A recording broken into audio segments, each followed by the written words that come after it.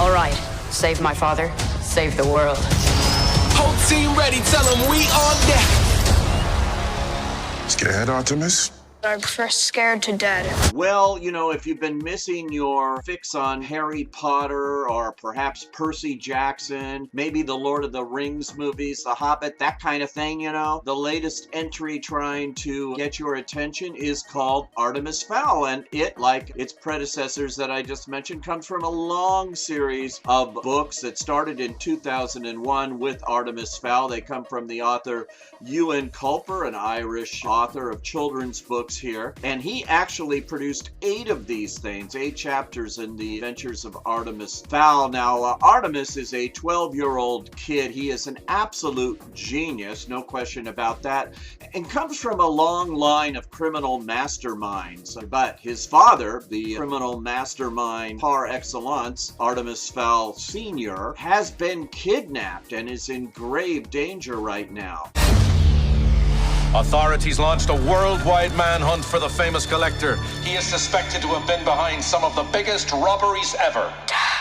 Now, Artemis is played by newcomer Ferdia Shaw, and while he's an appealing presence, he doesn't exactly have the charisma, I would say, of a Daniel Radcliffe or some of the other stars of these kinds of movies to carry you through it. He's almost too laid back for my sensibilities here. And also, it seems like it's been Disney-fied. This is a product of the Disney studio here, and though the book is for children, it still had an edgy quality to it that really did delve into that kind of criminal aspect of young Artemis and his family line there. That is not entirely gone, not at all, but is missing here to really give you something different that might have been what the books were too. They've combined actually the first 2 books for the plot line here, the kidnapping plot line. Now, to pay the ransom, Artemis has to go into an ancient underground civilization of fairies, and that is quite a world that is created here. I didn't read much on trolls. Anything I should look out for?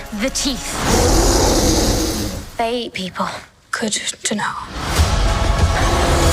The world of the fairies is run by a no-nonsense Commander Root, played to the hilt by Dame Judi Dench, who does her usual thing here, is quite good in the role. You can never go wrong hiring Judi Dench. Well, the goal is to get the Aculus, which is the fairies' most prized possession. This is what they live by, this magical device. How is Artemis going to get this to pay the ransom, to get his father back to safety, as he's being held by this evil, kind of creepy-looking force there too. He sets a plan in motion and gets accompanied by a very disparate group of people, to be sure. There's Mulch Diggums. He's a giant dwarf played by Josh Gad. There is Holly Short, a pixie to beat all other pixies. She's got it all going for her, played by Lara McDonnell. And then there is the ever so loyal and imposing Butler, played by Nonzo Anozie. They will go and infiltrate this world, get at wits with the fairies, and it'll all come to a big finale within 95 minutes, folks. That's as long as this movie is. It comes from director Kenneth Branagh, who I just think is one of the best out there. Of course, he's a great actor.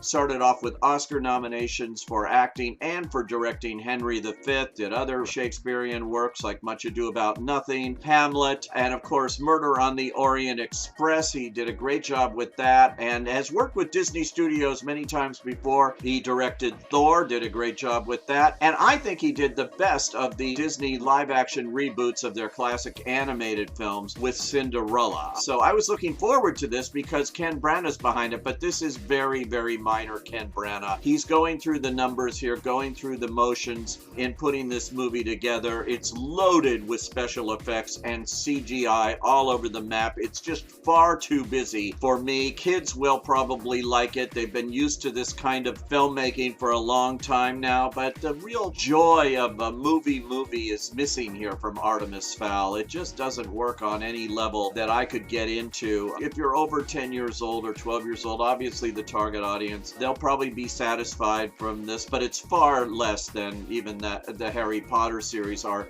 Those kind of movies too, which, you know, strives to be, and maybe the idea was to launch a franchise. The Screenplay Is Weak. Connor McPherson and Hamish McCall rely on a lot of gags and so-called witty lines, some of them quite funny to get through it, but it's just far too much frenetic action that gets in the way. Originally, this was to have been produced by Harvey Weinstein before he got in all his trouble. Disney immediately took it away from there, rebooted it.